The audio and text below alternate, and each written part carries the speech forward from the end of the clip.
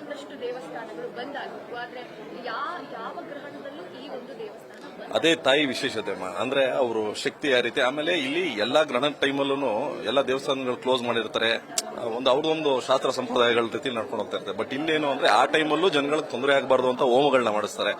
ಲೋಕದಲ್ಲಿರೋ ಪ್ರತಿಯೊಬ್ಬರು ಸುಖವಾಗಿರಲಿ ಅಂತ ಆಶಿಸ್ತಾರೆ. ಈ ದೇವಸ್ಥಾನದವರು ವಿಶೇಷತೆನೇ ಅದು. ಆಮೇಲೆ ತಾಯಿ ಪವರೇ ಆತರ. ಅಂದ್ರೆ ನಮ್ದು ತಾಯಿ ನೀವು ಪರ್ಸನಲ್ ಆಗಿ ಒಂದ್ಸಲ ಬಂದು ತಾಯಿ ಹತ್ರ ಅಮ್ಮ ಅಂತ ಕಮಿಟ್ ಆಗ್ಬಿಟ್ರೆ ಲೈಫ್ ಲಾಂಗ್ ನಿಮ್ಮನ್ನ ಮಗು ತರ ನೋಡ್ಕೊಳುತ್ತೆ ತಾಯಿ. ಅದೇ ನಮ್ಮಮ್ಮ ಬನ್ನಿ ಮಕ್ಕಳಮ್ಮ.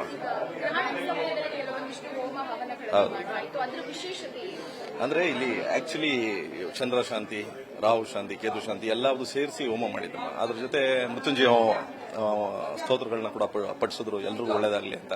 ಈ ಎಲ್ಲಾ ಕಡೆ ವಾರಗಳೆಲ್ಲ ನಡೀತಾ ಇದೆ. ನಮ್ಮ ದೇಶದವ್ರು ಎಲ್ಲಾ ಕಡೆ ಸಿಗಾಕೊಂಡಿದ್ದಾರೆ. ಅವ್ರಿಗೂ ತೊಂದರೆ ಆಗದಂಗೆ ವಾಪಸ್ ಬರಲಿ ಅನ್ನೋ ಉದ್ದೇಶನ ಮನಸ್ಸಲ್ಲಿ ಇಟ್ಕೊಂಡು ಪ್ರತಿಯೊಂದು ರೀತಿಯಲ್ಲೂ ಎಲ್ರಿಗೂ ಒಳ್ಳೇದಾಗ್ಲಿ ಅಂತ ಉದ್ದೇಶ ಮನಸ್ಸಲ್ಲಿ ಇಟ್ಕೊಂಡು ಈ ರೀತಿ ಹೋಮನ ಮಾಡಿಸಿದ್ದಾರೆ. ನಾರ್ಮಲಿ ಎಲ್ಲ ಕಡೆ ಏನಾಗುತ್ತೆ ಅಂದ್ರೆ ಅವ್ರು ಜಾವತಪ್ಪ ಮಾಡ್ಕೊಂಡು ಅವ್ರ ಪರ್ಸನಲ್ ಜೀವನ ಸರಿ ಮಾಡ್ಕೊಳ್ಳೋದ್ರಲ್ಲಿ ಇರ್ತಾರೆ. ಬಟ್ ಇಲ್ಲಿ ಆತರ ಅಲ್ಲ, ಎಲ್ಲರಿಗೂ ಒಳ್ಳೇದಾಗ್ಲಿ ಅಂತ ಬಯಸ್ತಾರೆ. ಅಂಡ್ ಫ್ಯಾಕ್ಟ್ ಏನು ಅಂದ್ರೆ ನೀವು ಯಾರಾದ್ರೂ ಒಂದ್ಸಲ ಬಂದು ಅಮ್ಮ ಅಂತ ಮನಸ್ಸಿಂದ ಕರೆದು ಬಿಟ್ರೆ ಅವ್ರು ನಿಮ್ಮನ್ನ ಮಗುಕ್ಕಿಂತ ಹೆಚ್ಚಾಗಿ ನೋಡ್ಕೊಂತಾರಮ್ಮ. ನನ್ನ ಹೆಸರು ರಾಕೇಶ್ ಅಂತ. ತುಂಬಾ ವರ್ಷದಿಂದ ಬರ್ತಾ ಇದೀವಿ. ನಮ್ಗೆ ತುಂಬಾ ಒಳ್ಳೇದಾಗಿದೆ. ನಂಗೆ ಹುಷಾರಿದ್ದಿಲ್ಲ, ಅದು ಸರಿ ಹೋಯ್ತು.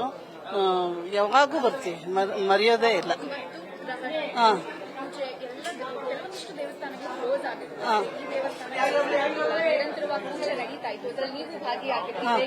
ನಮಗ್ ತುಂಬಾ ಅದೃಷ್ಟ ಅನ್ಸುತ್ತೆ. ಇದೆಲ್ಲ ಅದೃಷ್ಟ, ಯಾರಿಗೂ ಸಿಕ್ಕಲ್ಲ ಹಿಂಗೆಲ್ಲ.